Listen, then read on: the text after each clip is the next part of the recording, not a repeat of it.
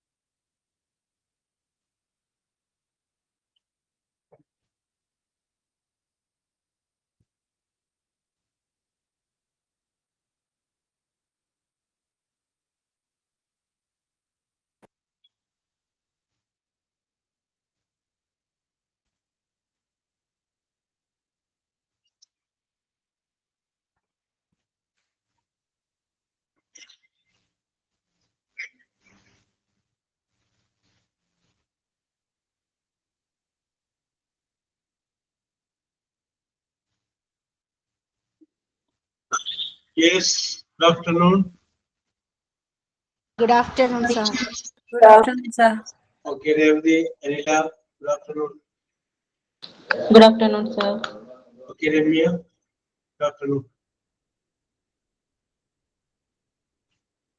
Arabiya, let us start. Yes, sir.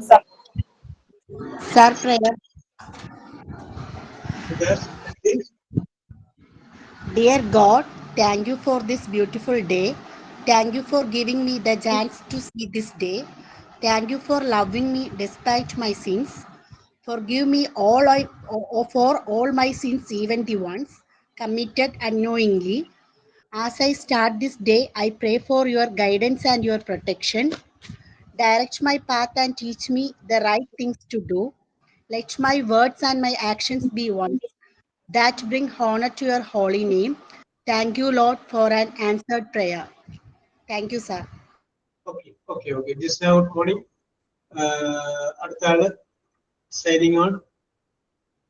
Sir, Meena, Yes, signing. Good afternoon, sir. good Good afternoon. afternoon, everyone. My name is Minu. I happily welcome our ma'am and my dear friends to. Sorry, sir, കേൾക്കണ്ടോ? Hello. Yes. So ഭയങ്കര echo ഉണ്ട്. Video ഒന്ന് adjust ചെയ്ത് പിടിക്കും. Adjust ചെയ്യും. Okay, sir. Good afternoon, sir. Okay. Good afternoon, everyone. My name is Minu. I happily welcome our sir and my dear friends to this online class. I conclude by saying, may God bless our sir who has come to teach us today. Thank you. Okay. Any other thing? Actions of it? Thought of the day. Yes. The beautiful thing about education is that no one can take it away from you. Yes. Very good, very good. Okay. Let us start. Okay. Well, my dear students, അപ്പോൾ ഇന്ന് നമ്മൾ discuss ചെയ്യുന്നത് ഇന്നലെ നമ്മൾ അപ്രതീക്ഷിതമായിട്ടൊരു ക്ലാസ്സിലേക്ക് വന്നതാണ്. ഇന്ന് നമ്മൾ ഡിസ്കസ് ചെയ്യുന്നത് യൂണിറ്റ് 10 ആണ്. ആ 10-ല് പ്രിപ്പോസിഷൻ എന്ന് പറയുന്ന സംഗതിയാണ് നമ്മൾ ഇന്ന് ഡിസ്കസ് ചെയ്യുന്നത്. പ്രിപ്പോസിഷൻ. ഓക്കെ, ഇത് നിങ്ങൾക്ക് അറിയാവുന്ന കാര്യങ്ങൾ തന്നെയാണ്. പലപ്പോഴായിട്ട് നമ്മൾ കാണുകയും കേൾക്കുകയും പഠിക്കുകയും ഒക്കെ ചെയ്തിട്ടുള്ള കാര്യങ്ങൾ തന്നെയാണ്. അതൊന്നും കൂടി ജസ്റ്റ് ഒന്ന് റിവൈൻഡ് ചെയ്യുന്നു. പ്രധാനപ്പെട്ട ഭാഗങ്ങളിലൂടെ നമ്മൾ കടന്നു പോകുന്നു എന്നുള്ളത് മാത്രം. പ്രിപ്പോസിഷൻ എന്താണെന്ന് നമുക്കറിയാം. ടു, ഇൻ, ഔട്ട്, അങ്ങനെ ഇൻ, അറ്റ് എന്നൊക്കെ ഉപയോഗിക്കുന്ന വാക്കുകളെയാണ് നമ്മൾ പ്രിപ്പോസിഷൻ എന്ന് പറയുന്നത്. പ്രിപ്പോസിഷൻ ഹിന്ദിയിൽ നമ്മൾ പറയുമ്പോൾ പറയും. ആ സംഗതി ഇംഗ്ലീഷിൽ വന്നു കഴിഞ്ഞപ്പോൾ നമ്മൾ പറയുന്നത് പ്രിപ്പോസിഷൻ. പ്രിപ്പോസിഷൻ. ആ പ്രിപ്പോസിഷൻ എങ്ങനെയൊക്കെയാണ് ഓരോ സെന്റൻസുകൾ ഉപയോഗിക്കുന്നത്. ഇപ്പൊ ചില കാര്യങ്ങൾക്ക് ചില എക്സെപ്ഷൻസ് എല്ലാം ഉണ്ട്. അത് നമുക്ക് പോകെ നമുക്ക് അങ്ങനെ പറയാം. അപ്പൊ ഇവിടെ നമ്മൾ കോമൺ ആയിട്ട് നമുക്കറിയാവുന്ന കുറച്ച് പ്രിപ്പോസിഷൻസ് ഉണ്ട്, അതിന്റെ അർത്ഥങ്ങളുണ്ട്. അത് നമുക്ക് വളരെ കോമൺ ആയിട്ടുള്ള കാര്യങ്ങൾ വരുന്നതാണ്. എല്ലായിടത്തും അത് ശരിയാവുന്നില്ല. ചെറിയ ചെറിയ വ്യത്യാസങ്ങൾ പ്രിപ്പോസിഷന്റെ യൂസിൽ വരും. ചില വേർഡിന്റെ കൂടെ ചില പ്രിപ്പോസിഷൻ മാത്രമേ വരും. അത് നമ്മളൊന്ന് അറിഞ്ഞിരിക്കണം. യെസ്. അപ്പൊ ഇവിടെ നമുക്ക് പരിചയമുള്ള ഒരു വേർഡ് വെച്ചിട്ട് നമുക്ക് കുറച്ച് പ്രിപ്പോസിഷൻസ് ഒന്ന് ആദ്യം മുതൽ ഡിസ്കസ് ചെയ്യും. അത് കഴിഞ്ഞതിന് ശേഷം നമുക്ക് ക്വസ്റ്റ്യനിലോട്ട് പോകും. ഓക്കെ, ഇപ്പൊ മീ എന്ന് പറയുന്ന വേർഡ് എന്നെ എന്നാണ്. മീ, എന്നെ. അതിനു മുന്നിൽ ഞാൻ ടു എന്ന് പറയുന്ന പ്രിപ്പോസിഷൻ ചേർക്കുന്നു. To me. അപ്പൊ എന്തായി? എനിക്ക്, എന്നോട്. അല്ല, അപ്പൊ എന്ന് പറയുന്ന വേർഡ് കിട്ടാൻ വേണ്ടിയിട്ടാണ് ടു എന്നത്. എനിക്ക്, എന്നോട്. ആ മീ എന്ന് പറയുന്ന വേർഡിന് പകരം യു എന്ന് ചേർത്താൽ ടു യു, നിങ്ങൾക്ക്, നിങ്ങളോട്. ആ യു എന്നുള്ളതിന് പകരം THEM, ദം എന്ന് ചേർത്താൽ ടു ദം, അവർക്ക്, അവരോട്. അപ്പൊ മീ എന്ന് പറയുന്ന ഒരു വേർഡ് എടുത്തിട്ട് നമ്മൾ ജസ്റ്റ് അതിന്റെ പ്രിപ്പോസിഷൻ ജസ്റ്റ് കോമൺ ആയിട്ട് വരുന്ന കാര്യങ്ങൾ മാത്രം ഒന്നും പറയുക. അപ്പൊ മീ എന്ന് വെച്ച് കഴിഞ്ഞാൽ എന്റെ, ടു മീ എന്ന് പറയുമ്പോ എനിക്ക്, എന്നോട്. വിത്ത് മീ എന്ന് പറഞ്ഞു കഴിഞ്ഞാല് എന്റെ കൂടെ, എന്റെ ഒപ്പം. ഇത് കോമൺ ആയിട്ടുള്ള അർത്ഥം വേണ്ട പറയുന്നത്, വിത്ത് മീ. ഇനി അടുത്തത് ബൈ മീ എന്ന് പറഞ്ഞു കഴിഞ്ഞാല് എന്നാൽ, ബൈ മീ, എന്നാൽ. ഫ്രം മീ എന്ന് പറയുമ്പോൾ എന്നിൽ നിന്നും, ഫ്രം മീ. അടുത്തത് ഇൻ മീ എന്ന് പറഞ്ഞു കഴിഞ്ഞാൽ എന്നിൽ. ആ മീ എന്നുള്ളത് മാറ്റിയിട്ട് ഇഷ്ടമുള്ള വേറെ അവിടെ ചേർത്താൽ മതി. ഇൻ മീ, എന്നിൽ. ഓൺ മീ എന്ന് പറഞ്ഞു കഴിഞ്ഞാൽ എന്റെ മേൽ. ഓൺ മീ മീൻസ് എന്റെ മേൽ. ഓക്കെ. അറ്റ് മീ, എന്റെ നേരെ. അറ്റ് എന്ന് പറയുമ്പോൾ നേരെ. അറ്റ് മീ, എന്റെ നേരെ. ഫോർ മീ, എനിക്ക് വേണ്ടി. ഫോർ മീ, എനിക്ക് വേണ്ടി. എബൌട്ട് മീ, എന്നെ കുറിച്ച്. അപ്പൊ എബൌട്ട് യു എന്ന് പറയുമ്പോൾ നിങ്ങളെ കുറിച്ച്. യെസ്. ആഫ്റ്റർ മീ, എനിക്ക് ശേഷം. എനിക്ക് ശേഷം. വിത്തൗട്ട് മീ, എന്നെ കൂടാതെ. വിത്തൗട്ട് മീ, എന്നെ കൂടാതെ. ഇത് നമുക്ക് ഉപയോഗിക്കുന്ന കോമൺ ആയിട്ടുള്ള കുറച്ച് അർത്ഥങ്ങളെ കുറിച്ചാണ് ഞാൻ ഇവിടെ സൂചിപ്പിച്ചത്. ഇത് നമുക്ക് കോമൺ അല്ലാത്ത കുറച്ച് കാര്യങ്ങൾ കൂടി നമുക്കിവിടെ ഡിസ്കസ് ചെയ്യേണ്ടതായിട്ടുണ്ട്. ഓക്കെ. അപ്പൊ ഇനിയിപ്പോ ഞാനിവിടെ അളക സതീഷ്, അളക.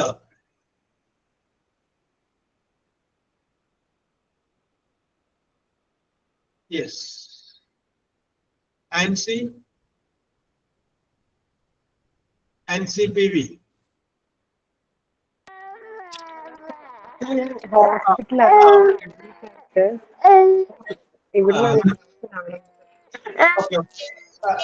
കുട്ടി റെഡി ആവട്ടെ, എന്നെ വിളിച്ചോളാം.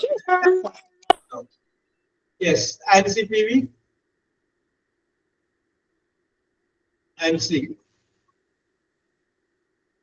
അനില. ഓക്കെ അനില. അനില, ഇവിടെ നമുക്ക് പ്രസന്റേഷനിൽ the most common prepositions are the following ones.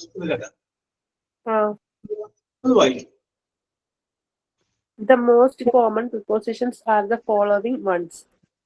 Yes. മുഴുവൻ വായിക്കണോ? എല്ലാം വായിക്കണോ? About.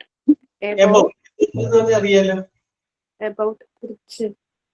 കുറിച്ച് അല്ലെങ്കിൽ പറ്റി. ഓക്കെ. Above മുകളിൽ. Across അറിയില്ല സാർ. Across ഒരു കുറുകെ. Across means കുറുകെ. Okay okay okay. Okay okay.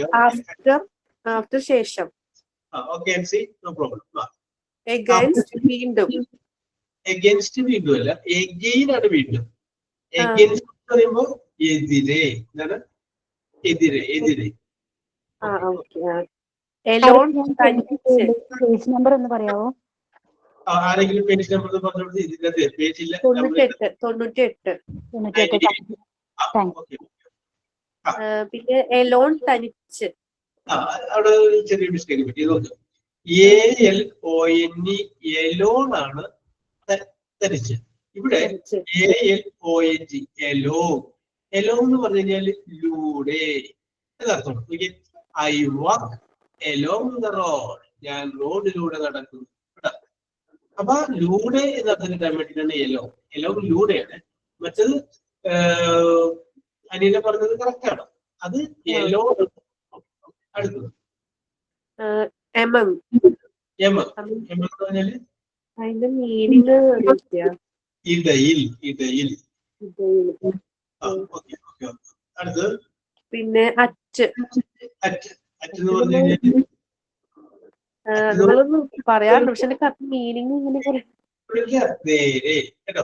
ഇത് കൂടാതെ പേരെ പല സന്ദർഭങ്ങളിൽ അറ്റ് ഉപയോഗിക്കും. കോമൺ ആയിട്ടുള്ള നേരെ, അറ്റ് യു, നിങ്ങളുടെ നേരെ. ദം, അവരുടെ നേരെ. അറ്റ്. അടുത്തൊരു വരി കൂടി വായിച്ചു. ഹലോ, അടുത്തൊരു വരി കൂടി വായിച്ചു. ബിഫോർ. ബിഫോർ മുൻപ്. Okay okay. വായിക്കണോ? വായിച്ചു. ബിഹൈൻഡ്. ബിഹൈൻഡ് പിന്നിൽ. Behind you. പിന്നിൽ. ബിലോ മുകളിൽ. താഴെ. താഴെ. താഴെ. താഴെ. താഴെ. സോറി, എബോവ് ആണ് മുകളിലും. സോറി, ബിലോ താഴെ.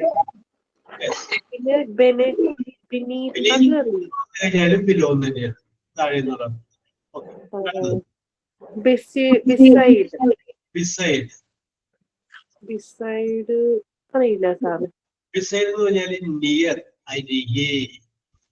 Beside near. ബെസിഡസും അറിയില്ല. അത് നമ്മൾ പറഞ്ഞത് ബിസൈഡ്, അരികെ. അടുത്തത് ബിസൈഡ്സ്. ബിസൈഡ്സ് എന്ന് പറഞ്ഞു കഴിഞ്ഞാല് കൂടുതലായിട്ടാണ്. I have 10 saris besides a red one. എങ്കിൽ ചുവന്നതും കൂടാതെ 10 പേരെ കൂടി ഉണ്ട് കേട്ടോ. അത് കൂടാതെ കൂടുതലായി. അപ്പൊ അത് ഉപയോഗിക്കുമ്പോൾ മാറിപ്പോകരുത്. ഒന്ന് ബിസൈഡ് ആണ്, അടുത്തത് ബിസൈഡ്സ് ആണ്. Beside, near, besides, in addition to. അടുത്തത് ബിറ്റ്വീൻ. ഒരു പക്ഷേ പെർഹാപ്സ് ആണ്. ബിറ്റ്വീൻ ഇടയിൽ നമ്മൾ പറയില്ലേ, I am standing between them. അവരുടെ ഇടയിലാണ് ഞാൻ നിൽക്കുന്നത്. രണ്ടെണ്ണത്തിന് ഇടയിൽ വരൂലേ, നടുവിൽ. നടുവിൽ. ഓക്കെ, സോറി, ഇടയിൽ നിന്നല്ല, നടുവിൽ. യെസ്. അടുത്തത് ബിയോണ്ട് അറിയില്ല സാർ, അതിന്റെ പേരറിയാം. അത് തന്നെ ഈ നേരത്തെ എബോവ് പറഞ്ഞില്ലേ, അതേ അർത്ഥം തന്നെയാണ് beyond. Yes. Okay okay Anila, very good very good very good. Aparna Aparna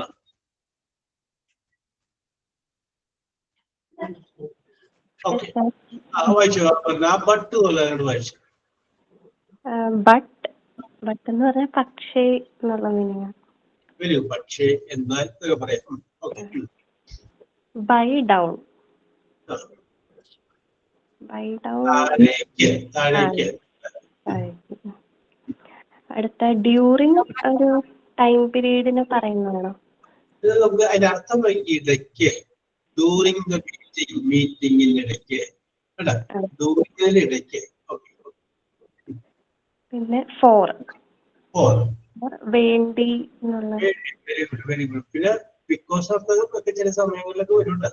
നമ്മൾ ഫോമിലുള്ള കാര്യമാണ് പറയണത് കേട്ടോ. Okay okay okay. Yes. From from നിന്ന്. Okay very good very good. അടുത്ത ഇൻ. ഇൻ ഉള്ളിൽ, അകത്ത്. Okay okay okay. ഉള്ളിലകത്ത്. Very good very good. അടുത്തത് ഇൻസൈഡ്. ഇൻസൈഡും അകത്ത് എന്നുള്ളൊരു. Very good. The baby is inside the room. Okay. അടുത്ത ഇൻടു. ടു എന്ന് പറയുമ്പോ അതിലേക്ക്, അങ്ങനെ. അകത്തേക്ക്, ഉള്ളിലേക്ക്. ഓക്കെ. ഇൻടു അകത്തേക്ക്.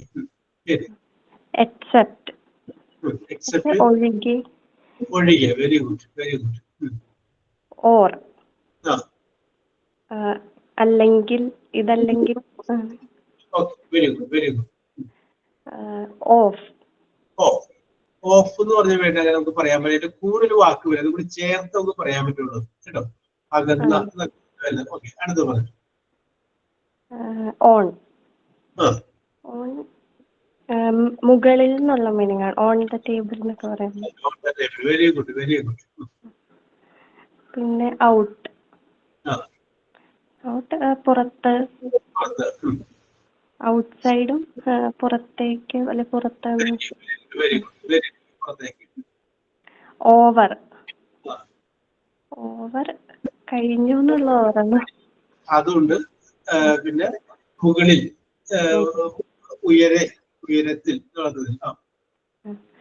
റൗണ്ട്. റൗണ്ട്. റൗണ്ട് ചുറ്റും. ചുറ്റും. Very good. സിൻസ്. സിൻസ് മുതൽ എന്നുള്ള meaning. Very good very good. മുതൽ. മുതൽ എന്ന് പറയുമ്പോൾ പലിശ മുതൽ എന്നുള്ളതല്ല. സിൻസ് 1947, 1947 മുതൽ. സിൻസ് മുതൽ. Very good very good. Than.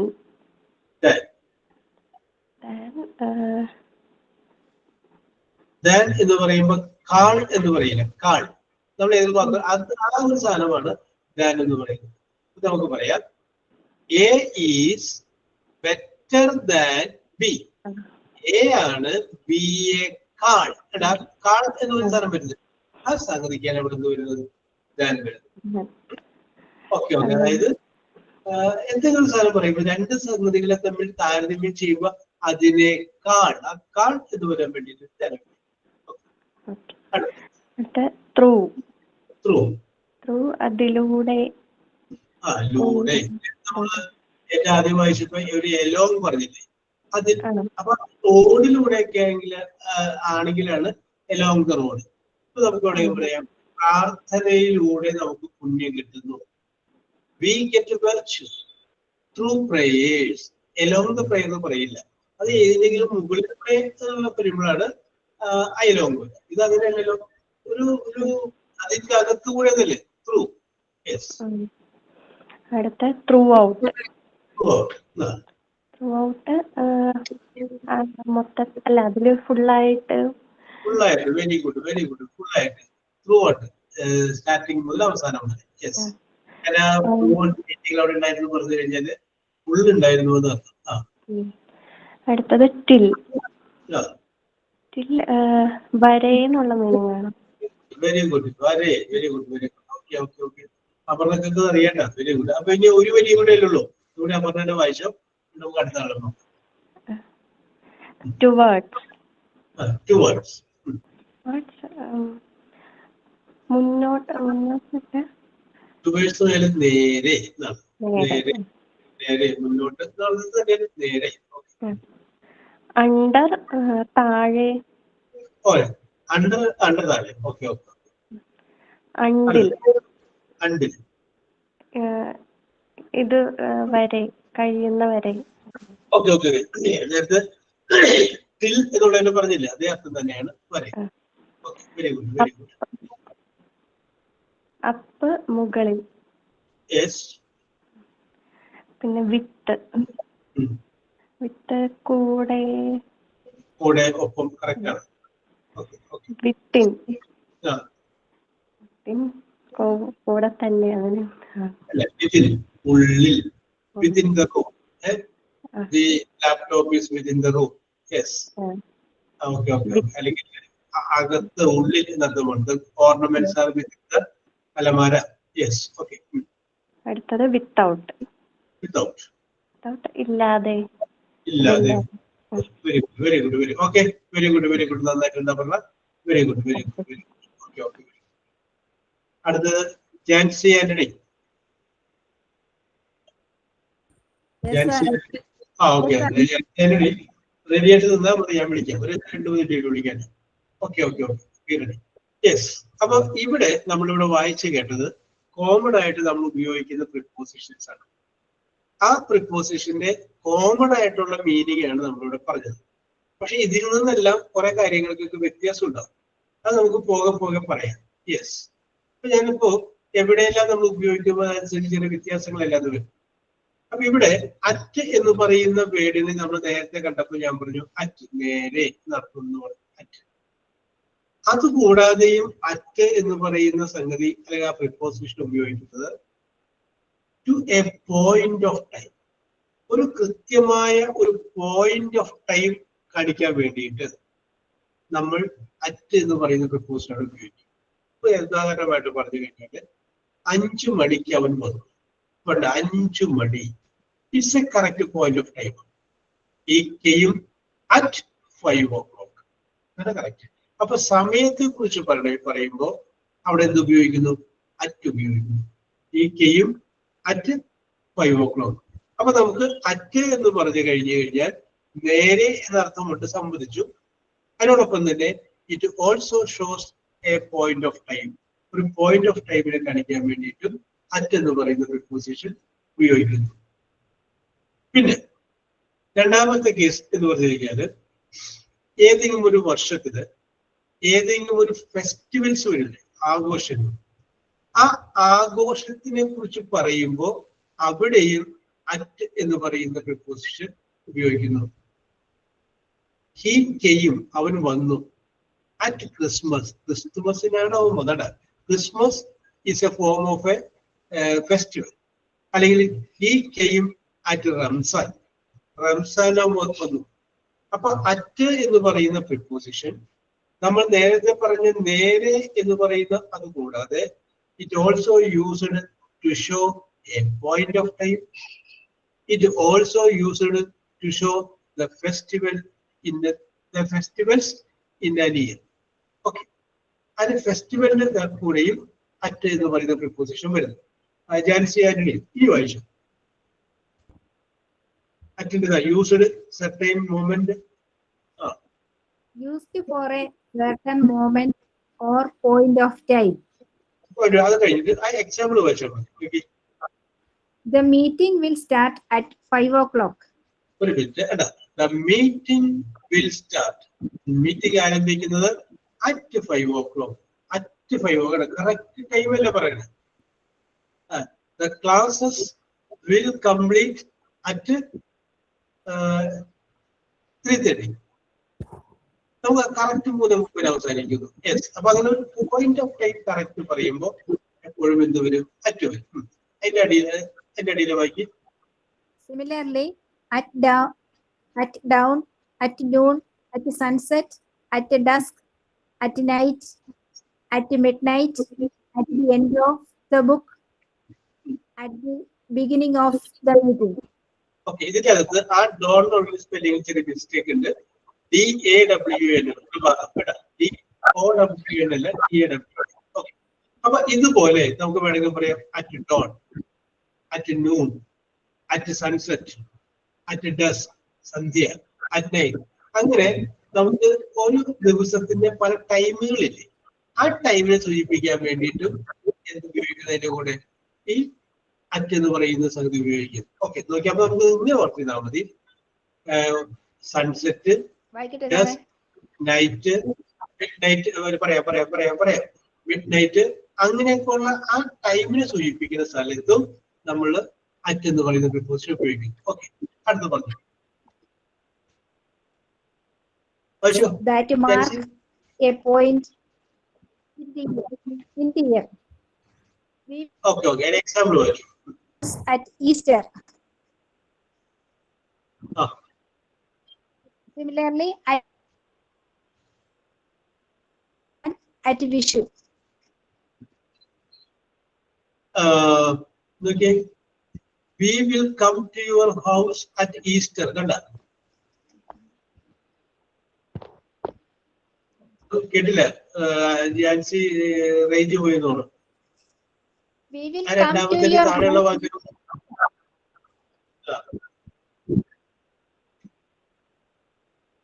Okay, Jancy We will come range to പോകുന്നു. your നമുക്ക് house നോക്കിയാൽ at പോയി.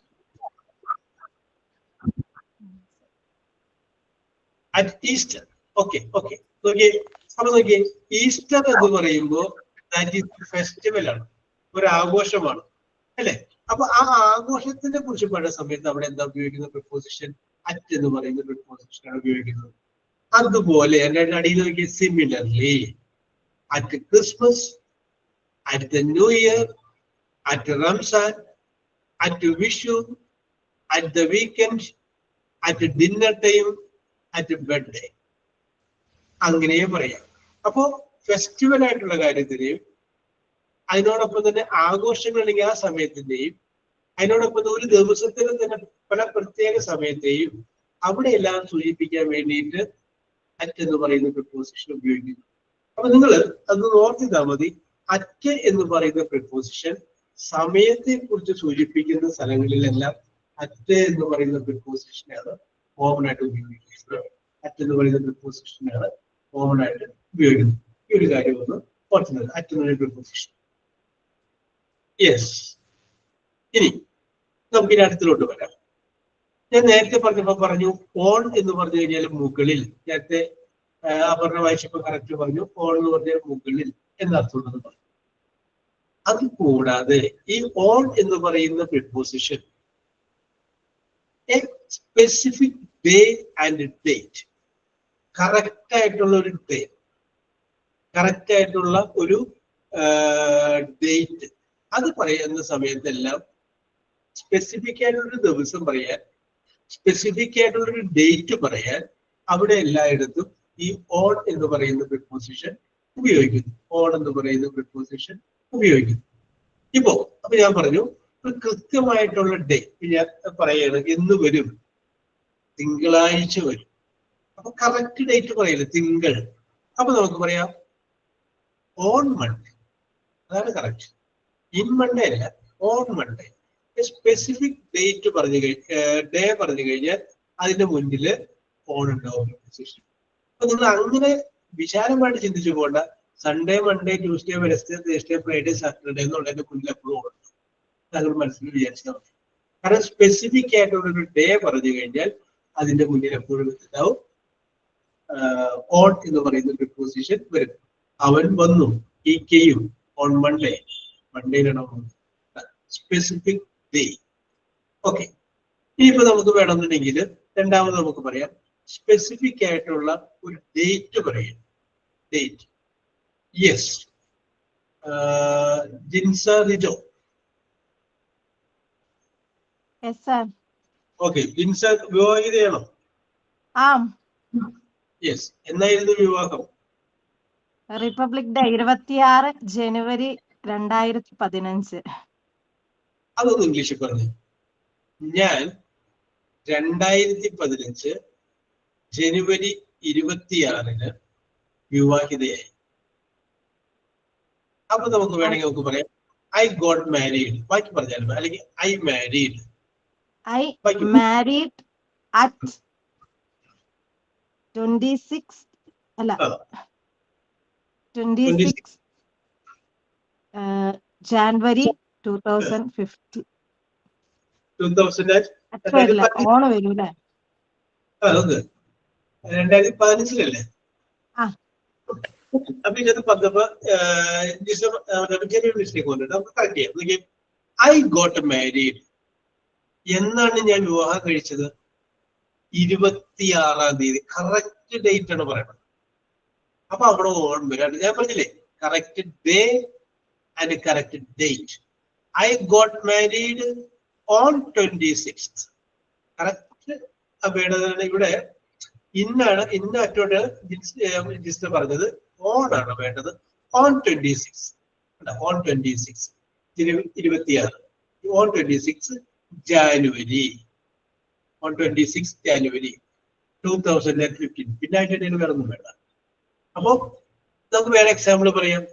India got independence. ഇന്ത്യക്ക് എന്ത് കിട്ടി? സ്വാതന്ത്ര്യം കിട്ടി. On 15th. കറക്റ്റ് ഡേറ്റ് ആണ് പറയണത്. On 15th August 1947. Okay 1947. Okay 1947. അപ്പൊ നമ്മൾ പറഞ്ഞു വരുന്നത് കറക്റ്റ് ആയിട്ടുള്ള ഒരു ദിവസം പറയാൻ വേണ്ടിയിട്ട്, കറക്റ്റ് ആയിട്ടുള്ള ഒരു ഡേറ്റ് പറയാൻ വേണ്ടിയിട്ട് അവിടെ നമ്മൾ ഉപയോഗിക്കുന്നത് എന്താണ്? ഓൺ എന്ന് പറയുന്ന പ്രിപ്പോസിഷൻ ഉപയോഗിക്കും. അപ്പൊ മുകളിൽ എന്നൊരു അർത്ഥമുണ്ട്. My book is on the table. എന്റെ പുസ്തകം മേശപ്പുറത്തുണ്ട് എന്ന് പറയാം. അതുകൂടാതെ ഇവരുടെ ഉപയോഗത്തെ കുറിച്ചാണ് ഞാനിവിടെ സൂചിപ്പിച്ചത്. അതിനോടൊപ്പം തന്നെ ഒരു സ്പെസിഫിക് ആയിട്ടുള്ള, അതായത് ഒരു ദിവസത്തിന്റെ ഏതെങ്കിലും ഒരു സ്പെസിഫിക് ആയിട്ടുള്ള ഒരു ഭാഗം, അതായത് ഒരു ന്യൂ ഇയർ അങ്ങനെയൊക്കെയുള്ള നമ്മൾ ഏത് സ്പെസിഫിക് ആയിട്ടുള്ള കാര്യങ്ങൾ സമയത്തെ കുറിച്ച് സൂചിപ്പിക്കുന്നതും ഈ ഓൺ എന്ന് പറയുന്ന പ്രിപ്പോസിഷൻ നമ്മൾ ഉപയോഗിക്കുന്നുണ്ട്. ഇവിടെ നേരത്തെ ഞാൻ ഇത് സംസാരിക്കട്ടെ. ഇപ്പൊ ജിസ്നപ്പ് പറഞ്ഞു റിപ്പബ്ലിക് ഡേയിലാണ് ഇന്ത്യക്ക് റിപ്പബ്ലിക് ഡേയിലാണ് ജിസ്ന വിവാഹം കഴിച്ചത് പറഞ്ഞു. ജിസ്ന അല്ലേ? അപ്പൊ ജിസ്ന നമ്മൾ എപ്പോഴും പറയുന്ന ഒരു വാചകമാണ് ഇന്ത്യ സ്വാതന്ത്ര്യം കിട്ടിയത് ഓഗസ്റ്റ് 15, റിപ്പബ്ലിക് ആയത് ജനുവരി 26. എന്റെ ചോദ്യം ഇതാണ്, എന്താ ഈ റിപ്പബ്ലിക് എന്ന് പറഞ്ഞത്?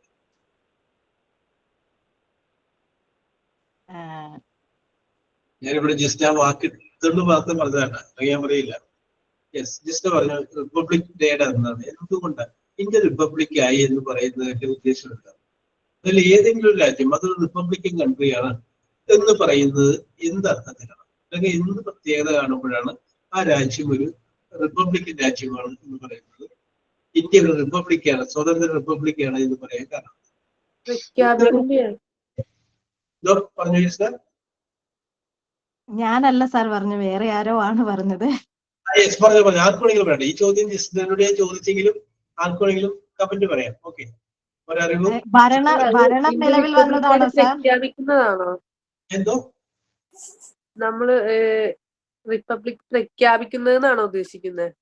അല്ല, ഇത് ഇന്ത്യൻ റിപ്പബ്ലിക് ആണ് എന്ന് പറയുന്നത് കൊണ്ട് ഉദ്ദേശിക്കുന്നത് എന്താണ്?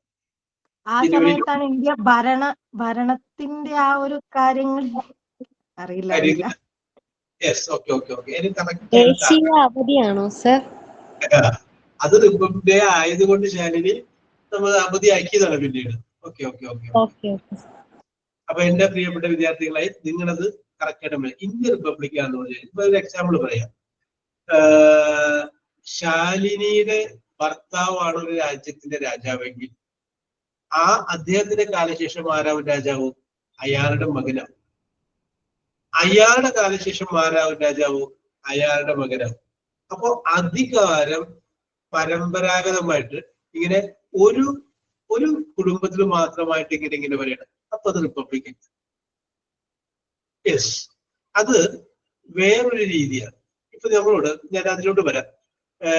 ഈ പൊളിറ്റിക്കൽ സയൻസ് എന്ന് പറയുന്ന, രാഷ്ട്രമീമാംസ എന്ന് പറയുന്ന സബ്ജക്റ്റിന്റെ പിതാവ് എന്നറിയപ്പെടുന്ന അദ്ദേഹത്തിന്റെ പേര് അരിസ്റ്റോട്ടിൽ എന്നാണ്. ഗ്രീക്ക് യവന ചിന്തകനാണ്, ഗ്രീക്ക് ചിന്തകൻ. ഒരുപാട് ചിന്തകന്മാര് കടന്നു വന്നിട്ടുള്ള നാടാണ് ഗ്രീക്ക് ഒരുപാട് ഫിലോസഫി ഒക്കെ പഠിക്കുമ്പോൾ നിങ്ങൾ ആ ഗ്രീക്ക് ചക്രവർത്തിമാരെ ബേസ് ചെയ്തിട്ടൊക്കെയാണ് പഠിക്കുന്നത്. ഓക്കെ, അപ്പൊ ഞാൻ പറഞ്ഞു വരുന്നത് ഈ ഏറ്റവും നല്ല best form of government, which is the best form of government, രാജാവ് ഭരിക്കുന്നതാണോ, ജനാധിപത്യമാണോ, അല്ലെങ്കിൽ കുറച്ച് ആൾക്കാരെ കണ്ടുപിടിച്ച് അവരെ ഏൽപ്പിക്കുന്നതാണോ, അല്ലെങ്കിൽ പട്ടാളം ഭരിക്കുന്നതാണോ, which is the best form of government എന്നൊരു ചോദ്യം ഈ പൊളിറ്റിക്കൽ സയൻസ് എന്ന് പറയുന്ന വിഷയത്തിന്റെ പിതാവായ അരിസ്റ്റോട്ടിലോട് ചോദിച്ചപ്പോൾ അരിസ്റ്റോട്ടിൽ പറഞ്ഞുത്തരം ഞാൻ പറയാം. നിങ്ങളും അരിസ്റ്റോട്ടിൽ ലെവലിൽ ചിന്തിക്കുന്നവരാണോ എന്ന് അറിയാൻ വേണ്ടിയിട്ട് ഞാൻ വെറുതെ നിങ്ങളോട് ചോദിക്കുകയാണ്, which is the best form of government?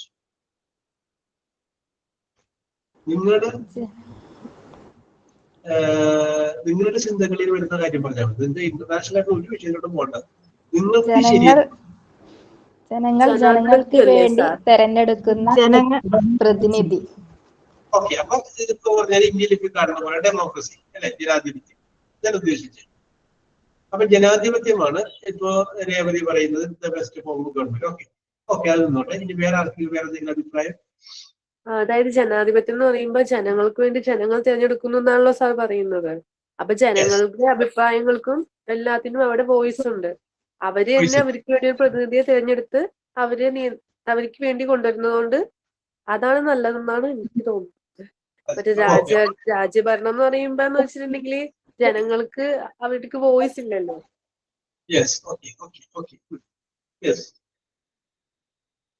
ഇനി അതൊരു അഭിപ്രായം. ഓക്കെ, ഞാൻ കേട്ടു. ഇനി അടുത്ത ആർക്കെങ്കിലും വേണമെങ്കിൽ പറയാം. നമ്മളിപ്പോ 20 പേരുണ്ടല്ലോ, എല്ലാവർക്കും വേണമെങ്കിലും പറയാം. പരമാധികാരം ജനങ്ങളിൽ ക്ഷിപ്തമായിട്ട് കൊടുക്കുന്നത് ആണ് രാജേശ്വരി പറയുന്നത് അല്ലെ? Very good. ഓക്കെ. അപ്പോ അരിസ്റ്റോട്ടലിന്റെ അഭിപ്രായത്തില് the best form of government Aristotle പറയുന്നത് മൊണാർക്കിയാണ്, രാജഭരണമാണ്. അപ്പൊ ഒരു പക്ഷെ നമ്മൾ ചിന്തിക്കുന്നത് ഒറ്റ കണ്ടീഷൻ അതിന്റെ കൂടെ അരിസ്റ്റോട്ടിൽ പറയുന്നത് the king should be able and efficient. രാജാവ് നല്ലവനും കഴിവുള്ളവനുമാണെങ്കിൽ, അതാണ് ഒരു കണ്ടീഷൻ പറയുന്നത്. അത് കറക്റ്റ് ആണെങ്കിൽ ഏറ്റവും നല്ല ഭരണം രാജഭരണമാണ്. പക്ഷെ രാജാവ് മോശമാണെങ്കിൽ ഏറ്റവും മോശം ഭരണം രാജഭരണമാണ്. അത് നമ്മളിപ്പോ ഈ ജനാധിപത്യത്തിൽ വളരെയധികം കാര്യങ്ങള് ഇപ്പോ ഇന്ദിരാഗാന്ധിയെ വെടിവെച്ച അയാളെ എത്രയോ വർഷങ്ങൾക്ക് ശേഷമാണ് തൂക്കിലേറ്റുന്നത്. 10-15 കൊല്ലം കഴിഞ്ഞു.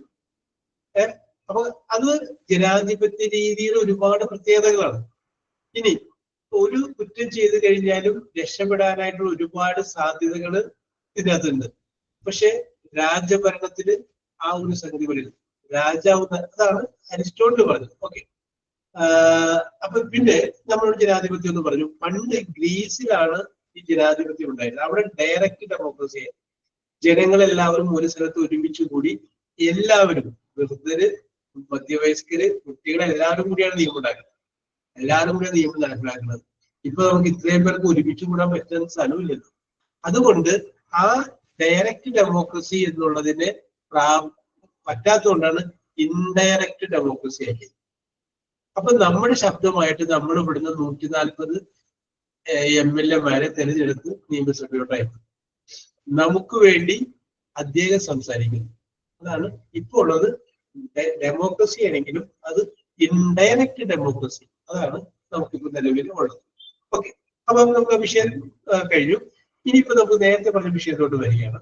അവിടെ നമ്മൾ പറഞ്ഞത് എന്താണ് റിപ്പബ്ലിക്. റിപ്പബ്ലിക് എന്ന് പറഞ്ഞു കഴിഞ്ഞാൽ ഒറ്റ വാചകം പറഞ്ഞാൽ മതി. The head of the state is an elected person. രാഷ്ട്രത്തിന്റെ തലവൻ തിരഞ്ഞെടുക്കപ്പെട്ട ഒരു വ്യക്തിയായിട്ട് മാറും. ഈ തിരഞ്ഞെടുക്കപ്പെട്ട വ്യക്തിയാവാൻ എനിക്കും പറ്റും, നിങ്ങൾക്കും പറ്റും. നമ്മൾ ജയിച്ചു MP ആയി വേണമെങ്കിൽ നമ്മൾ രാഷ്ട്രത്തിന്റെ തലവനായിട്ട് വരാം. അപ്പൊ അത് എല്ലാവർക്കും സാധ്യത ഉള്ള കാര്യമാണ്.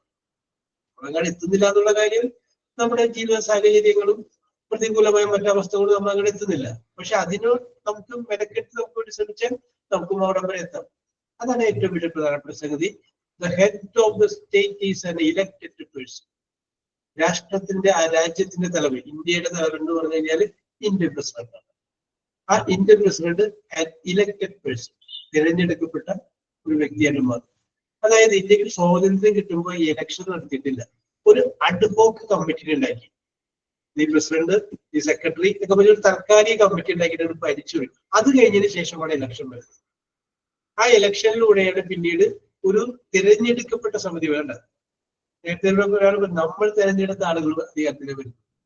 നമ്മൾ തന്നെ ഒരു കമ്മിറ്റി രൂപീകരിക്കുകയാണെങ്കിൽ ഒരു മീറ്റിംഗ് വിളിച്ചിട്ട് താൽക്കാലിക കമ്മിറ്റി ഉണ്ടാക്കില്ല. എന്നിട്ട് നമ്മളായിട്ട് വിപുലമായിട്ട് എല്ലാവരെയും വിളിച്ചിട്ട് മീറ്റിംഗ് നടത്തും. അന്ന് നമുക്ക് ഇലക്ഷൻ നടത്തിയിട്ട് കമ്മിറ്റിന് ശരിക്കും ഉണ്ടാക്കും. ആ ഇലക്ഷൻ നടത്തുന്നത് വരെയുള്ള കാര്യങ്ങൾ ചെയ്യാൻ വേണ്ടിയിട്ട് ഒരു താൽക്കാലിക committee,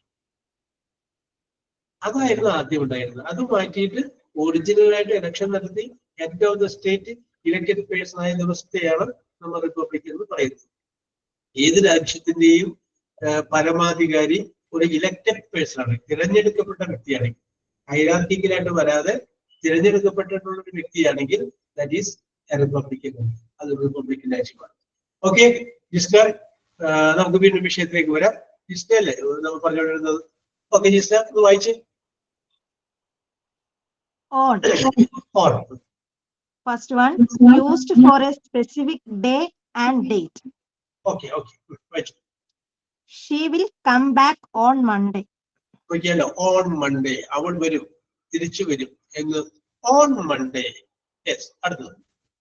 India become independent on 15th August 1947. Very good. നോക്കി, ഇന്ത്യ ബിക്കെയും ഇൻഡിപെൻഡന്റ്. ഇന്ത്യ സ്വതന്ത്രമായി. കറക്റ്റ് ഡേറ്റ് പറയുന്നത് 15-ാം തീയതി. അപ്പൊ കറക്റ്റ് ഡേ, കറക്റ്റ് ഡേറ്റ് അതിന് മുന്നിൽ ഓൺ വരും. On 15th August 1947. അടുത്തത്. We have decided to visit Malambuzha on New Year's Day. അല്ല, ന്യൂ ഇയറിന്റെ അന്ന് മലമ്പുഴയിൽ പോകാൻ ഞങ്ങൾ തീരുമാനിച്ചിട്ടുണ്ട്. Yes, okay. അപ്പൊ ഒരു പ്രത്യേക ഒരു ടൈമാണ് പറയുന്നത്. അടുത്തത്. Second one, used for a specific part of any such day. ഏതെങ്കിലും ഒരു ദിവസത്തിന്റെ ഒരു ഭാഗം ഏതൊക്കെയാണ്? വായിച്ചോളൂ. Let's see in the park on Saturday. നമ്മൾ നേരത്തെ പറഞ്ഞായിരുന്നു അല്ലെ, നമുക്ക് ശനിയാഴ്ച പാർക്കിൽ വെച്ച് കാണാം. കറക്റ്റ് ഡേറ്റ് അല്ലേ? ഡേറ്റ്. അപ്പൊ കൃത്യമായ ഒരു ഡേറ്റ്, കൃത്യമായ ഒരു ഡേ അവിടെ പറയുമ്പോ ഓൺ വെച്ചു. എന്റെ താഴെ Similarly, on the night of January 25, on the night, ആ രാത്രി. കറക്റ്റ് പറയത് ഓഫ് ജാനുവരി 25, ഈ ജനുവരി 25-ാം തീയതി രാത്രി. അപ്പൊ കറക്റ്റ് ഒരു ദിവസത്തിന്റെ ഏതെങ്കിലും ഒരു കറക്റ്റ് ഒരു ഭാഗത്തെ സമയത്തെ കുറിച്ച് പറയുമ്പോൾ അവിടെ ഓൺ ഇൻ ദ നൈറ്റ് അല്ല, ഓൺ ദ നൈറ്റ്. അടുത്തത്. on Onam morning.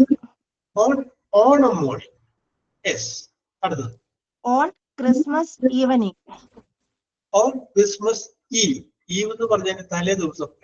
Eve of the day. Yes, very good, very good. Okay Jisna, അപ്പൊ നമുക്ക് പറയാം ഓൺ എന്ന് പറയുന്ന പ്രിപ്പോസിഷൻ നമ്മൾ അത് ഉപയോഗിക്കുന്നത് to specify a particular date, a particular day or date and also a part of a day. Yes, ഇനി നമ്മൾ അടുത്തിലോട്ട് വരികയാണ്. അടുത്തതിലേക്ക് നമ്മൾ വരുമ്പോൾ കാണുന്ന അടുത്ത പ്രിപ്പോസിഷനാണ് ഇൻ എന്ന് പറയുന്ന പ്രിപ്പോസിഷൻ നമ്മൾ കാണുന്നത്. ആ ഇൻ എന്ന് പറഞ്ഞു കഴിഞ്ഞാൽ നമുക്കറിയാം ഇൻ, ഉള്ളിൽ, അകത്ത് എന്ന അർത്ഥമാണ് ഇൻ എന്നുള്ളിൽ കോമൺ ആയിട്ട് നമ്മൾ ഉപയോഗിക്കുന്നത്. ഇത് കൂടാതെ തന്നെ ഇൻ എന്ന് പറഞ്ഞു കഴിഞ്ഞാൽ ഒരു പീരീഡ് ഓഫ് ടൈം, ആ ഒരു പീരീഡ് ഓഫ് ടൈം കാണിക്കാൻ വേണ്ടിയിട്ട് നമുക്ക് എന്ത് ഉപയോഗിക്കുന്നു? ഈ ഇൻ എന്ന് പറയുന്ന പ്രിപ്പോസിഷൻ നമ്മൾ പീരീഡ് ഓഫ് ടൈം. ഇപ്പൊ നിങ്ങൾ ഒരു വർക്ക് തരികയാണ്, ആ വർക്ക് എന്നിട്ട് എനിക്ക് വേണമെങ്കിൽ പറയാം ഇൻ 2 days, 2 ദിവസം അതിനുള്ളിൽ കംപ്ലീറ്റ് ചെയ്യും. U should complete the work in 2 days, 2 ദിവസത്തിനുള്ളിൽ. ഓൺ 2 days അല്ല, ഒരു പീരീഡ് ഓഫ് ടൈം തരിക. ഒരു പീരീഡ് 2 ദിവസം എന്നുള്ളത് എന്താണ്? ഒരു പീരീഡാണ്. അല്ലെങ്കിൽ ഒരാഴ്ച എന്ന് പറയുന്നത് ഇൻ 1 week. യെസ്, മക്കളോട് പഠിക്കാൻ പറഞ്ഞ് നിങ്ങൾ ഏൽപ്പിച്ചിട്ട് കിച്ചണിലേക്ക് പോകുമ്പോൾ അവരോട് പറയാം പഠിക്കണം. ഇപ്പോൾ ഇൻ 1 hour, 1 മണിക്കൂറിനുള്ളിൽ. 1 മണിക്കൂർ ഞാൻ തിരിച്ചു വരുമ്പോൾ ഇത് പഠിച്ചിട്ടുണ്ട്. In 1 hour. അപ്പൊ ഒരു പീരീഡ് ഓഫ് ടൈമിനെ സൂചിപ്പിക്കാൻ വേണ്ടിയിട്ടുള്ള സന്ദർഭങ്ങളിൽ എന്ത് ഉപയോഗിക്കാറുണ്ട്? ഇൻ എന്ന് പറയുന്ന പ്രിപ്പോസിഷൻ ഉപയോഗിക്കാറുണ്ട്. It shows A period of time. Yes.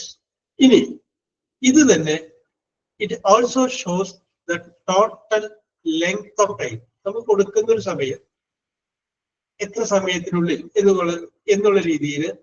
പിന്നെ ഏതെങ്കിലും നമ്മളൊരു എന്തെങ്കിലും ഒരു സംഗതി, ഇപ്പൊ ഒരു എക്സാമ്പിൾ പറയാം. അടുത്ത ആളാരാണ്? മിനു അല്ലേ? Minu Suresh.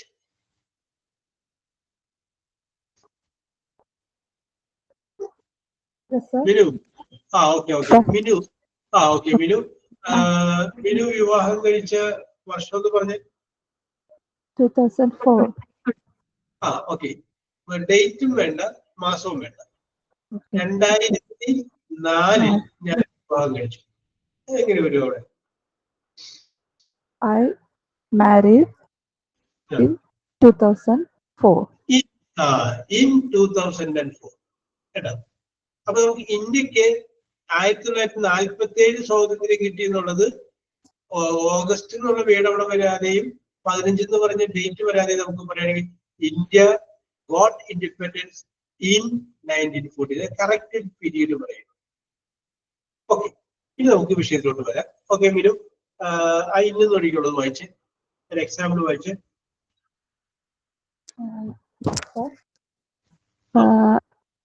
Our factory started functioning in 1996. Okay. നമ്മുടെ ഫാക്ടറി പ്രവർത്തനം ആരംഭിച്ചത് ഇൻ 1996ലാണ്. 1996, 1996. കറക്റ്റ് പീരീഡ് ആണ് പറയുന്നത്. Correct period. ഓക്കെ. അതുപോലെ സിമിലർലി നമുക്ക് എന്ത് പറയാം? In summer, in summer, in winter, in May, in the morning, in the afternoon, yes, in the evening, in the daytime. Daytime means പകൽസമയം. അതുപോലെ in വെച്ചിട്ട് പറയാവുന്ന സമയമാണ് അല്ലെങ്കിൽ ഒരു പീരീഡ് ഓഫ് ടൈമാണ് ഇൻ സമ്മർ. എന്താണ് നിങ്ങൾ വെക്കേഷൻ ആരംഭിക്കുന്നത്? In summer. സമ്മറിൽ. അപ്പൊ ആ പദം കൂടി നോക്കുക. In summer, in winter, in May, in the morning, in the afternoon, in the evening, in the day time. ഞാൻ എടുത്താണെന്ന് വായിച്ച് Used to show the total എന്നാണോ സർ? സ്പെല്ലിംഗിൽ ചെറിയ മിസ്റ്റേക്ക് ആണ്. Total length of time needed to complete some activity. Can you complete? ഏതെങ്കിലും ഒരു activity, ഒരു പ്രവൃത്തി, അത് പൂർത്തിയാക്കാൻ വേണ്ടിയിട്ട് നമ്മൾ കൊടുക്കുന്ന ഒരു ടൈമില്, ലെങ്ത് ഓഫ് ടൈം. ഞാൻ നേരത്തെ പറഞ്ഞില്ലേ, ആ ലെങ്ത് ഓഫ് ടൈമിലും നമ്മുടെ അവിടെ ഉപയോഗിക്കുന്നത് ഇന്നാണ്. ഒരു എക്സാമ്പിൾ വെച്ച്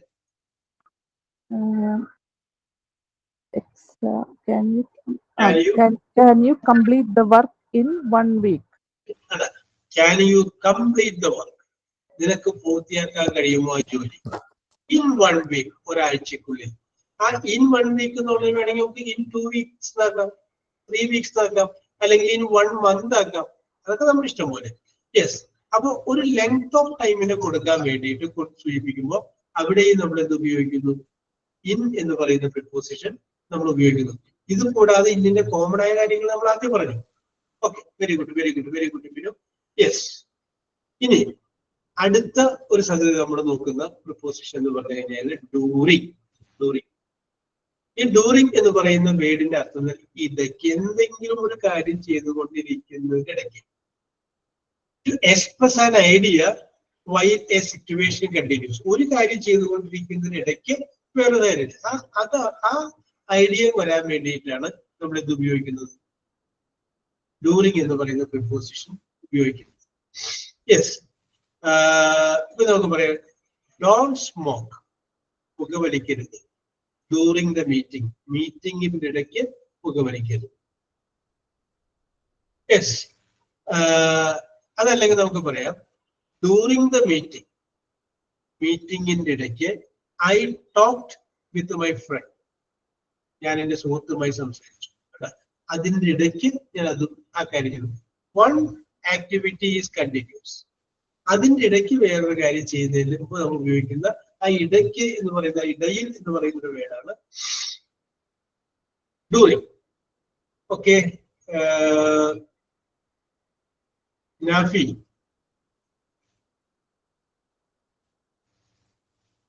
Nafi, yes. Rajalakshmi,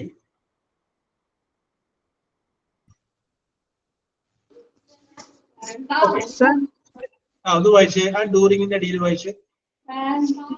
Used to express the idea that an occurrence continues or a situation persists throughout the whole of a specified period. Okay, okay. Wait a minute. Used to express the idea that an occurrence continues or a situation persists throughout of a specified period. പ്രത്യേക സമയം പറയുന്നു. ആ സമയത്തിന്റെ ഇടയിൽ സംഭവിക്കുന്ന കാര്യത്തെ കുറിച്ചാണ് പറയുന്നത്. ഓക്കെ, അതാണ് അതിന്റെ അർത്ഥം. ഓക്കെ, ഒരു എക്സാമ്പിൾ കൊടുക്കുന്നുണ്ട്. പറഞ്ഞു അതിന്റെ ഇടയിൽ വെച്ച് Used to mean in the course of the house was stored during the night. Okay. Used to show. ഇത് കാണിക്കുന്നത് the course of, in the course of, അതിനിടയ്ക്ക്, in the course of അതിനിടയ്ക്ക്, ഇടയിൽ എന്നതിന്റെ അർത്ഥം. ആ ഒരു സിറ്റുവേഷൻ, ആ ഒരു അർത്ഥം കിട്ടാൻ വേണ്ടിയിട്ടാണ് ഉപയോഗിക്കുന്നത്. ഇനി അവിടെ ഒരു എക്സാമ്പിൾ ആയ വാചകമാണ് കൊടുത്തിരിക്കുന്നത്. അത് എക്സാമ്പിൾ ആണ്. അത് പിന്നീട് വന്ന കോപ്പിയിൽ കറക്റ്റ് ചെയ്തിട്ട് ഫസ്റ്റ് കോപ്പിയോടെ അങ്ങനെ വന്നത്. The house was stolen during the night. Okay. വീട് വേദിക്കപ്പെട്ടത് അല്ലെങ്കിൽ വീട്ടിൽ സാധനങ്ങൾ എടുത്തോണ്ട് പോയത് ഡ്യൂറിങ് ദ നൈറ്റ് അല്ല, രാത്രി എന്ന് പറയുന്ന ഒരു സിറ്റുവേഷൻ. അതിന്റെ ഇടയിലാണ് വീട് കൊള്ളയടിക്കുന്നത്. The house was stolen during the night. During the night. Okay, അപ്പോ നിങ്ങൾ ഓർത്തിരിക്കുക, ഡ്യൂറിങ് എന്ന് പറയുന്ന വേർഡ് കൊണ്ട് ഉദ്ദേശിക്കുന്നത് ഇടയ്ക്ക് എന്ന് പറയുന്ന അല്ലെങ്കിൽ ഇടയിൽ എന്ന് പറയുന്ന അർത്ഥമാണ്. ഏതെങ്കിലും ഒരു ആക്ടിവിറ്റി നടന്നുകൊണ്ടിരിക്കുമ്പോൾ അതിനിടയിൽ സംഭവിച്ച മറ്റൊരു കാര്യത്തെ കുറിച്ച് സൂചിപ്പിക്കാൻ വേണ്ടിയിട്ടാണ് നമ്മളിത് ഉപയോഗിക്കുന്നത്. ഈ പ്രിപ്പോസിഷൻ ഡ്യൂറിങ് എന്ന് പറയുന്ന പ്രിപ്പോസിഷൻ നമ്മൾ ഉപയോഗിക്കുന്നത്. ഇനി അടുത്തതിലേക്ക് നമുക്ക് വരാം. That is called by. By you, നിങ്ങളാൽ. ബൈ മീ, എന്നാൽ. അത് നമ്മൾ കോമൺ ആയിട്ട് പറയുന്ന കാര്യമാണ്. യെസ്. പക്ഷെ ഈ ബൈ എന്ന് പറയുന്ന word express the latest time, അതായത് ഏറ്റവും ലേറ്റസ്റ്റ് ആയ, അതായത് ഒരു സമയം നമ്മൾ പറയില്ലേ, ഏറ്റവും ഇത്ര മണിക്കെങ്കിലും വന്നിരിക്കണം. അതിന് മുമ്പ് വന്നാൽ കുഴപ്പമില്ല. പക്ഷെ നമ്മൾ ലേറ്റസ്റ്റ് ആയ ഒരു സമയത്തെ കുറിച്ച് സൂചിപ്പിക്കുമ്പോൾ അതിനെയാണ് അവിടെ നമ്മൾ ഉപയോഗിക്കുന്ന വേർഡാണ് ബൈ എന്ന് പറയുന്ന പ്രപ്പോസിഷൻ. അവിടെ നമ്മൾ ലേറ്റസ്റ്റ് ആയ ഒരു ടൈമിനെ കുറിച്ച് അതായത് ഒരു എക്സാമ്പിൾ പറഞ്ഞു കഴിഞ്ഞാൽ the meeting will start by 9 o'clock. എന്നുവെച്ചാൽ ഏറ്റവും നമ്മൾ 9 മണിക്ക് മുമ്പ് ആരംഭിക്കണമെന്നാണ് ആഗ്രഹം. പക്ഷെ 9 മണിക്ക് എന്തായാലും ആരംഭിച്ചിരിക്കും. 8:30 മീറ്റിംഗ് ആരംഭിക്കണം, 8 മണിക്ക് ആരംഭിക്കണം. പക്ഷെ 9 വിട്ടു പോകരുത്. നമ്മൾ ഏറ്റവും ലേറ്റസ്റ്റ് ആയ ടൈം പറയുന്നത്, അതാണ് ഏറ്റവും ലാസ്റ്റ് ടൈം. അങ്ങനെ എന്തെങ്കിലും ഒരു സംഗതി ലേറ്റസ്റ്റ് ടൈമിനെ കുറിച്ച് സൂചിപ്പിക്കാൻ വേണ്ടിയിട്ട് എന്ത് ഉപയോഗിക്കുന്നു? ഈ ബൈ എന്ന് പറയുന്ന പ്രിപ്പോസിഷൻ നമ്മൾ ഉപയോഗിക്കുന്നു. പിന്നെ ബിഫോർ, ഡേ ആൻഡ് നൈറ്റ്, പകല് രാത്രിയുമായിട്ട് ബന്ധപ്പെട്ട കാര്യങ്ങളെ കുറിച്ച് പറയുന്ന സമയത്ത് ഈ ബൈ എന്ന് പറയുന്ന പ്രിപ്പോസിഷൻ ഉപയോഗിക്കാറുണ്ട്. യെസ്. അപ്പൊ നമുക്ക് രാജേശ്വരിയല്ലേ ഇപ്പൊ പറഞ്ഞത്? ഓക്കെ, ഇനി അടുത്തത് രാജേശ്വരി പറഞ്ഞു. ഇനി രമേശ് കൃഷ്ണൻ.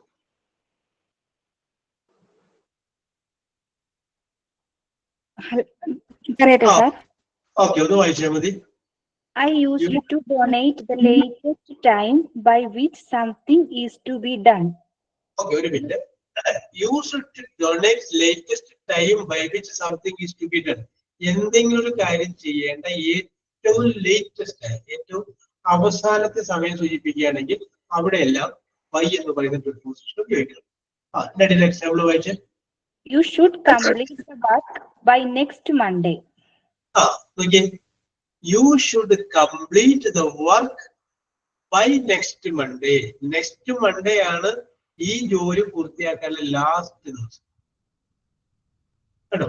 നേരത്തെ നമ്മൾ ഇൻ പറഞ്ഞപ്പോ പറഞ്ഞു ഇൻ 2 days, 2 ദിവസത്തിനുള്ളിൽ. അവിടെ ഇൻ വരും. ഇവിടെ നമ്മൾ ഏറ്റവും ലേറ്റസ്റ്റ് ആയിട്ട് ടൈം പറയണം. You should complete the work by next Monday. എന്ന് വെച്ച് കഴിഞ്ഞാൽ അതിന്റെ അർത്ഥം not later than Monday. Monday വിട്ടു പോകാൻ പാടില്ല. മൺഡേക്ക് മുമ്പ് വേണമെങ്കിൽ കംപ്ലീറ്റ് ചെയ്തു, നോ പ്രോബ്ലം. പക്ഷെ മൺഡേ ആണ് ലാസ്റ്റ് ഡേറ്റ്. നമ്മൾ കട്ടറി ആയിട്ടൊരു ഡേറ്റ് പറയില്ലേ, കട്ട് ഓഫ് ഡേറ്റ് പറയില്ലേ, 15-ാം തീയതിക്ക് മുമ്പ് തന്നിരിക്കണം. 15-ാം തീയതിക്ക് മുമ്പ് എന്ന് പറയുമ്പോൾ 14, 12, 13 കൊടുക്കാം. പക്ഷെ 15 നമ്മൾ ലാസ്റ്റ് ഡേറ്റ്, കട്ട് ഓഫ് ആയിട്ട് നമ്മൾ ഡേറ്റ് പറയില്ലേ, ലേറ്റസ്റ്റ് ഡേറ്റ്. ഓക്കെ, അടുത്ത് വായിച്ചോളൂ Ramesh. You must be home by 9 o'clock. അപ്പൊ നമ്മൾ വീട്ടിലുള്ള ആൺകുട്ടികളോട് ചിലപ്പോ ചെറിയ കുട്ടികളോട് അച്ഛനും അമ്മയും പറയുന്നതാണ് you must be home by 9 o'clock. 9 മണിക്ക് വീട്ടിലെത്തിക്കും. നീ എവിടെ വേണമെങ്കിലും പോക്കും, എന്ത് വേണമെങ്കിലും ചെയ്തു, പക്ഷെ 9 മണിക്ക് ഇവിടെ ക്ലോക്ക് സമയം അടിക്കുമ്പോൾ വീട്ടിലുണ്ടാവും. You must be home by 9 o'clock എന്ന് പറഞ്ഞാൽ 8 മണിക്ക് വരണ്ടെന്നല്ല. 8 മണിക്ക് വരാം, 7 മണിക്ക് വന്നാലും 6 മണിക്ക് വന്നാലും കുഴപ്പമില്ല. പക്ഷെ 9 മണി, ദാറ്റ് ഈസ് ദ ലേറ്റസ്റ്റ്, ഏറ്റവും ലാസ്റ്റ് ടൈമാണ്. അത് വിട്ടുപോകരുത് കേട്ടോ. That means not later than 9. 9-നേക്കാളും താമസിക്കരുത്. അടുത്ത വായിച്ചോളൂ. Used before day and night with the same meaning as during people travel. അതായത് ഡ്യൂറിങ് എന്ന് പറയുന്ന വേർഡ് ഉപയോഗിച്ച അതേ സിറ്റുവേഷനിൽ നമുക്ക് ചില സന്ദർഭങ്ങളിൽ ബൈ എന്ന് പറയുന്ന വേർഡ് ഉപയോഗിക്കാൻ സാധിക്കുമെന്നാണ് പറയുന്നത്. Okay, yes. People traveling at night should keep a flashlight with them. Okay, അതിനകത്ത് ചെറിയ മിസ്റ്റേക്ക് ഉണ്ട്. പീപ്പിൾ ട്രാവലിംഗ് അറ്റില്ലേ, അറ്റല്ല അവിടെ ഉള്ളത്, ബൈ ആണ്. അത് സ്പെല്ലിംഗ് മിസ്റ്റേക്ക് ആണ്. People travelling by night should keep a flash light with them. നോക്കി, പീപ്പിൾ ആളുകള്, ട്രാവലിംഗ് ബൈ നൈറ്റ് രാത്രിയിൽ സഞ്ചരിക്കുന്ന ആളുകൾ, should keep a flash light with them. അവരവരുടെ കയ്യിൽ ഒരു ടോർച്ച് കൂടി കരുതണം, ഒരു ഫ്ലാഷ് ലൈറ്റ് കൂടി കരുതണം. ഓക്കെ. അപ്പൊ നമ്മളിവിടെ സൂചിപ്പിച്ചത് ബൈ എന്ന് പറയുന്ന പ്രിപ്പോസിഷനെ കുറിച്ച് വരെയാണ് നമ്മളിവിടെ സൂചിപ്പിച്ചത്. To express the latest time before the day and night, അതിനെ കുറിച്ച് പറയാൻ വേണ്ടിയിട്ട് നമുക്ക് ഇവിടെ ബൈ എന്ന് പറയുന്ന പ്രിപ്പോസിഷൻ ഉപയോഗിക്കുന്നു. ഇത്രയും കാര്യങ്ങളാണ് നമ്മൾ ഇന്ന് പറഞ്ഞത്. ഇനി ഇതിനെ കുറിച്ച് കാര്യങ്ങൾ കൂടിയുണ്ട്, അത് നമുക്ക് അടുത്ത ക്ലാസ്സിൽ പറയാം. അപ്പോ ഇത് നമുക്ക് ഇന്നലെ ആളുകൾ കൂടുതലുണ്ടായല്ല, ജാൻസി ഇന്ന് വന്നപ്പോ കുറഞ്ഞു പോയല്ല. 40 ദിവസം ആയതുകൊണ്ടായിരിക്കും.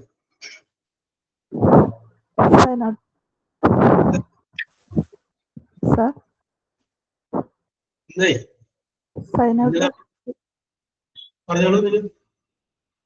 Okay, sir. Thank you, sir. On behalf of myself and our Montessori batch, I sincerely thank you for spending your valuable time to take the class for us. The preposition class you took today was extremely useful and informative. We wish all the best to you, Job sir, for sharing such a valuable knowledge with us. Once again, thanking you, we conclude today's class. Okay, you will meet. Thank you, sir. Okay, Shalini. Okay. Thank you, sir. Okay. Thank you, sir. Okay. Thank you, sir. Thank you. Thank you, sir. Okay.